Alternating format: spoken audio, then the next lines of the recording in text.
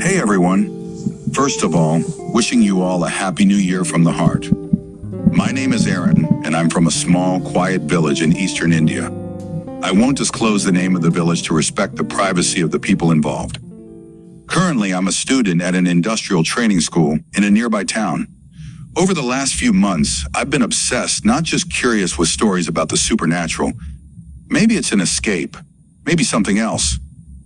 But today, I want to share something very personal, a real incident that happened to me and my family back in 2018. Back then, my niece had just been born on July 28, 2018 to be exact. To help my sister take care of her newborn, she came to stay at our house with the baby. I was in class 7, doing really well in school, but slowly I started skipping classes just to spend time with my niece. I was completely attached. Our house faced east. Just in front were the homes of 2 of my uncles. Behind our house stood a small, ancient temple, one that people respected but rarely visited. Across the road from the temple was my best friend's house. Next to that, in a slightly older, worn-out home, lived an elderly woman with her son and daughter-in-law. We all lovingly called her Aji. She was kind, friendly, and spent her evenings playing board games with the other senior women near the temple. But with age came illness, and eventually, something none of us saw coming. One day I was home with my mother, sister, and baby niece. Around 10 a.m., while we were chatting, we heard a horrifying scream like someone in excruciating pain. It sounded as if someone was being beaten or tortured. We first assumed it was my cousin fooling around. He had a habit of singing loudly and making weird noises in the bathroom. So I went to knock on their door, telling him to keep quiet because the baby was sleeping. But there was no reply. I opened the bathroom door. It was empty. Now things felt off. Neighbors started stepping out too, alarmed by the noise. That's when I realized the sound was coming from Aji's house. I ran, dragging my friend's mother with me. The moment we entered the courtyard, we were hit by a foul, smoky odor. What we saw froze us. Aji was on fire, her entire body. She was still alive, screaming, writhing in unbearable pain. We threw water on her. She was home alone. Soon the entire neighborhood gathered. I couldn't take it and ran back inside. An ambulance was called. Her son and daughter-in-law went with her. By lunch, things were calm again. But at 1:30 p.m., something weird happened.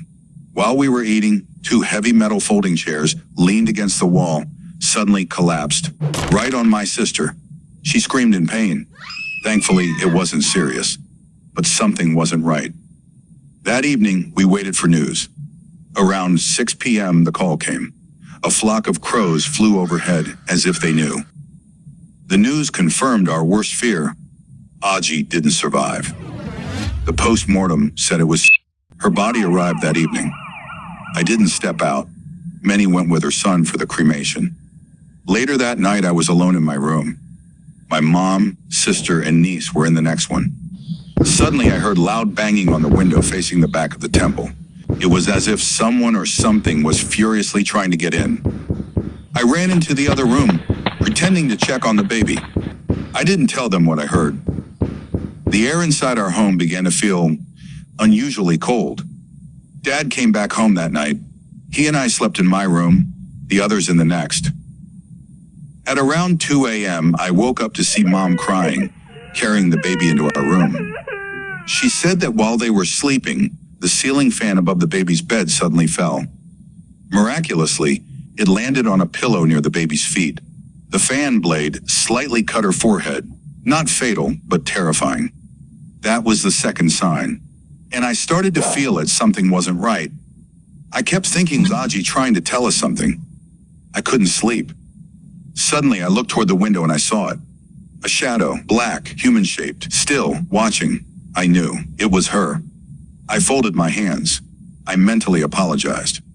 I had poured water on her to try and save her. What if she didn't want to be saved? What if I had disrupted her final wish? I whispered sorry. I begged for forgiveness. And then, the shadow was gone. That was the last of it. From the next day on, everything returned to normal. It's been 7 years now, no more incidents. But the memory still lingers. That night, that scream, that stare through the window. And that one question, was I wrong to try and save her? Tell me what you think in the comments below. Do you believe spirits return for closure? Have you ever experienced anything like this? If you enjoyed this story, hit the like button, share it with a friend, and subscribe for more real tales that chill your spine. This is Aaron, signing off. Sleep tight, and always check your windows.